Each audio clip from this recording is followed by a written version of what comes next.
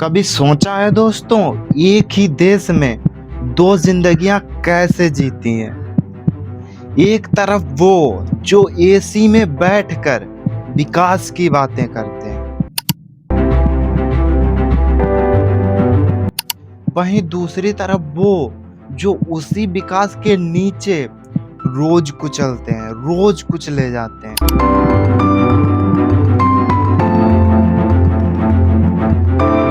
क्या यही है भारत, जहां एक तरफ वो लोग जो रोज सुबह अपनी कारों में ऑक्सीजन लगाते हैं और एक तरफ वो लोग जो गरीबी लाचारी के कारण सड़कों पर अपनी दम तोड़ देते हैं। तो बताइए, ये अमृत काल है या तड़पता हुआ काल। एक तरफ वो जो कहते हैं हम तो फकीर हैं, हम तो फकीर आदमी हैं, झोला लेके चल पड़ेंगे जी। क्या आप लोगों ने दुनिया में ऐसा फकीर देखा है जो 12 करोड़ की गाड़ी में बैठता हो, मर्सिडीज में बैठता हो और 1,40,000 का चश्मा लगाता हो। अब आप उसी देश की जनता को देखो।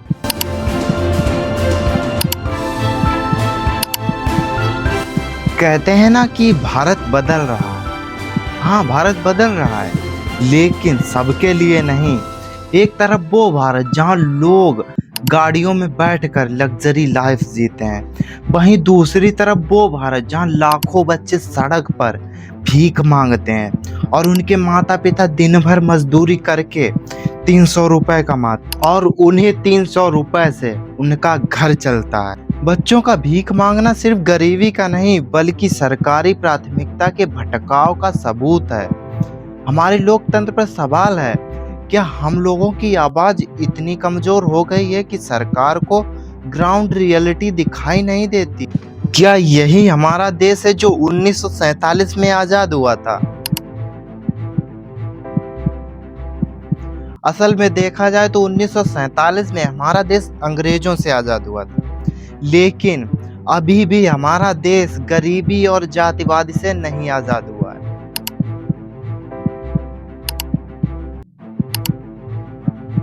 जहां अमीर और अमीर होता जा रहा है और वहीं गरीब और गरीब होता जा रहा है। नई दिल्ली, जो कि हमारे देश की राजधानी है, जहां बड़े बड़े राजा महाराजाओं ने शासन किया, आज उसी दिल्ली का क्या हाल है आपको पता है? नलों में नाली का पानी आ रहा है। जहां हवा महंगी है लेकिन सपने एसी में पलते हैं, और वहीं धुआं जो यमुना किनारे के मजदूरों की सांसों में जहर बन के घुलता है। सरकार कहती है दिल्ली साफ हो रही है, लेकिन हर सिग्नल पे कोई धूल में खिलौने बेच रहा है और पीछे बोर्ड पे लिखा है स्वच्छ भारत अभियान सफल हो रहा है। उधर मुंबई की ट्रेनों में हर डिब्बा एक कहानी है। कोई डिब्बा छोड़ता है तो कोई जिंदगी की उम्मीदें छोड़ देता है। शहर की लाइटें चमकती हैं, लेकिन झुग्गियों का अंधेरा उतना ही गहरा है जितना सरकारी वादों का सच। यहाँ आदमी मरता नहीं है, बल्कि धीरे धीरे घुल जाता है, ट्रैफिक में, धुएं में, महंगाई में और सरकार की चुप्पी में।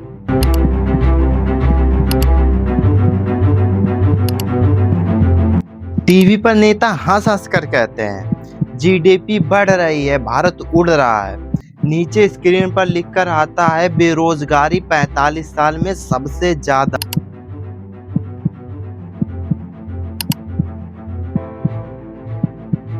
अब सवाल ये नहीं है कि भारत उड़ रहा है या नहीं उड़ रहा है, अब सवाल ये है भारत उड़ा कौन रहा है।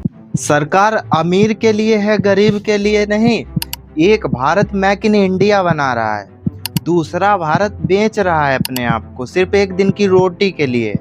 अब सड़क पर भीड़ है, कोई किसान है, कोई छात्र है और कोई बेरोजगार है। सबके हाथ में बस एक ही सवाल है, क्या यही अमृत काल है?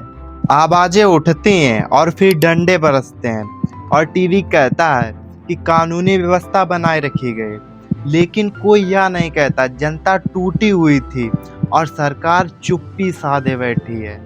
देखो दिल्ली का आसमान, जैसे धुएं ने उम्मीदों को कैद कर लिया हो। कोई बच्चा मास्क पहनकर स्कूल जा रहा है और उसकी माँ कहती है, बच्चा सांस जरा धीरे से लेना। ये वही हवा है जो आज़ादी के समय आज़ाद थी, लेकिन आज़ादी के 78 साल बाद हवा भी सरकारी फाइलों में फंस गई। और हवा कहती है, कब इन फाइलों को खोलोगे, कब मैं आज़ाद हूँ।